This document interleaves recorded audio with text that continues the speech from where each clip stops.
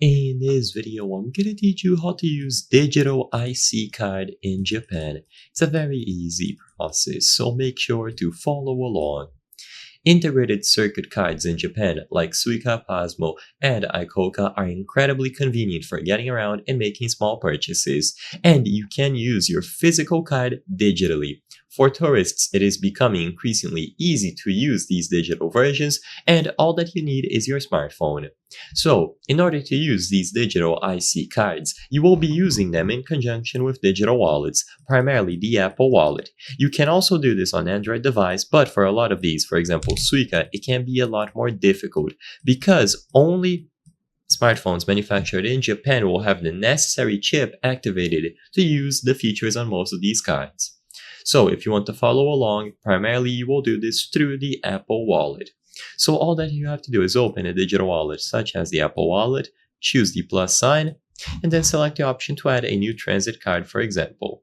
Once you choose transit card, you will see all of the cards available in your region, including Japan. So you will see the primary ones like Icoca, Pasmo, and Suica. When you choose any of these, you will get information on what to do. For Suica, for example, you will have to add balance to the card so you can add money directly through the Apple Wallet. You will see all of the payment methods that you have attached, including any standard debit or credit cards, and you will be able to add balance to the card. So use the presets here or type a custom amount. Once you have input the amount that you will be adding into the Suica card, choose the add option, and the card will be linked alongside the amount of balance that you chose. You will see all of the transactions through your Apple Wallet, and that is going to remain here, available for you to use.